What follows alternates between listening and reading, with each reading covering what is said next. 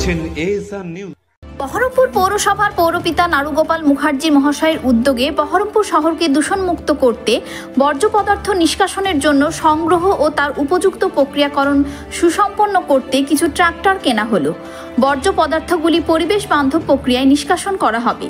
এই প্রক্রিয়াকে সহজ ও সুন্দর করতে হরিজন ভাইদের সাহায্যের জন্য আগামীতে পকল্যান্ড, জেসিবি, ময়লা ফেলার গাড়ি ইত্যাদির সুবন্দোবস্ত করার আশ্বাস দিয়েছেন পৌরপিতা নারুগোপাল মুখার্জি।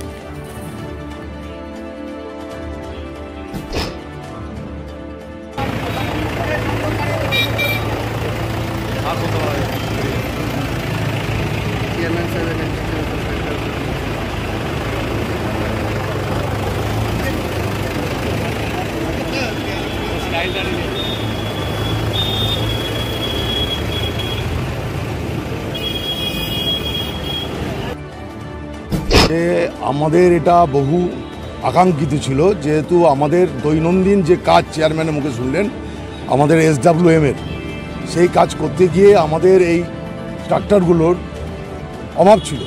কারণ 2000 সালের পর থেকে বহরমপুর পৌরসভায় কেউ কোনোদিন কনজারভেন্সি নিয়ে মাথা ঘামায়নি, এবং কনজারভেন্সি হচ্ছে মেন যে পার্ট হচ্ছে একটা মিউনিসিপ্যালিটি, সেটা নিয়ে কেউ মাথা ঘামায়নি।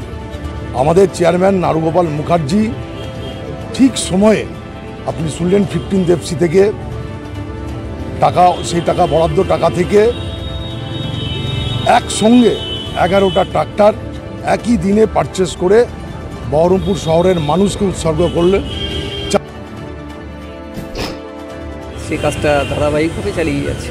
দীর্ঘদিনের সাধ্যমতো শহরকে পরিষ্কার জঞ্জালমুক্ত রাখার চেষ্টা করে যাওয়া হচ্ছে। জেলা সদর শহর হওয়ার কারণে নাগরিকের চাপ বেড়ে গেছে। প্রচুর পরিমাণে বহিরাগত নাগরিকও রোজ বহরমপুর শহরে পদার্পণ করেন, এবং যার জন্যে জঞ্জাল আরও বেশি করে তৈরি হচ্ছে। এবং এই জঞ্জালমুক্ত শহর রাখার জন্য বহরমপুর পৌরসভা অঙ্গীকারবদ্ধ।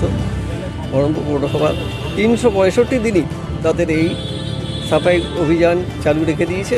এই সাফাই অভিযানের অঙ্গ হিসেবে আমাদেরকে যে বৈজ্ঞানিক যে পদ্ধতি বা যে টেকনোলজি ব্যবহার করার কথা বলা হয়, সেই টেকনোলজি ব্যবহার করার জন্য আমরা সচেষ্ট আছি। চেয়ারম্যান সাহেব তার নিজের উদ্যোগে আমরা এই বৈজ্ঞানিক প্রযুক্তিগুলোকে আমরা যতটা সম্ভব পরিষেবার মধ্যে আনার চেষ্টা করছি। সেই হিসাবে আগে আমাদের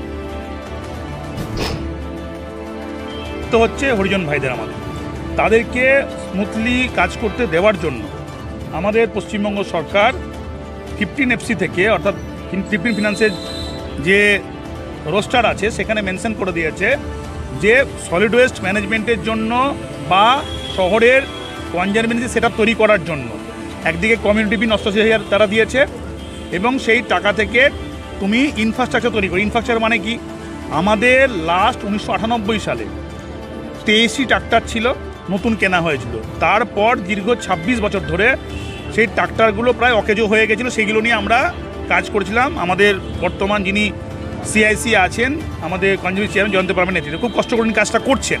কিন্তু ওনার যে দাবি ছিল যে এই জায়গাগুলোকে রিপেয়ার করতে গেলে পরে দরকার ড্রাইভাররা গাড়ি যদি ঠিক না পায় তাহলে পরে ঠিকভাবে তারা তাদের পরিষেবাটা মানুষকে দিতে পারছে না। তেল খরচা হচ্ছে প্রচুর পরিমাণে। তারপর সেভাবে একটা গাড়িকে যদি 2-3 বার যদি আমাদের ডাম্পিং গ্রাউন্ড টু হচ্ছে যে পয়েন্টে ময়লা আছে সেখান থেকে যদি মুভ করতে বলা হয়, সে গাড়ি কিন্তু ব্রেকডাউন করে যাচ্ছে। অর্থাৎ আমরা একযোগে 11টি ট্রাক্টর আমরা 15 FC গ্র্যান্ড থেকে আমরা কিনলাম। এটা আমাদের অ্যাডভাইস করেছে আমাদের ইও সাহেব এবং এফও সাহেব। এনাদের দুজনের তৎপরতায় এই প্রয়োজনীয়তা বুঝে আমাদের CIC সাহেব আছেন কনজারভেন্সি, তার যে রুটিন মাফিক কাজকর্ম আছে সেটাকে আরও স্ট্রেনথেন করার জন্য আমরা যারা ওভারঅল কাউন্সিলররা আছি, আমি আছি, ভাইস চেয়ারম্যান অজয়, অভিক আছে, আমাদের নির্মলদা আছে, নির্মলবাবু নিজে এখন কনজারভেন্সি পুরো দায়িত্বে আছেন, ডিপার্টমেন্টের ইনচার্জ আছেন, নোডাল অফিসার আছেন। সবাই মিলে একযোগে আমরা কনজারভেন্সি সার্ভিসকে আরও বেটারমেন্ট করার জন্য, শহরে ময়লা থাকবে না, এবং আমাদের যে ডাম্পিং গ্রাউন্ড আছে, ডাম্পিং গ্রাউন্ডটা হচ্ছে ময়লা প্রসেস হবে। এই জন্য টোটাল যে নতুন বিজ্ঞান আছে, অর্থাৎ SWM রুল যেভাবে তৈরি করে দিয়েছে, তার মধ্যে দিয়ে বহরমপুর তার কনজারভেন্সিকে ঢেলে সাজাচ্ছে। তার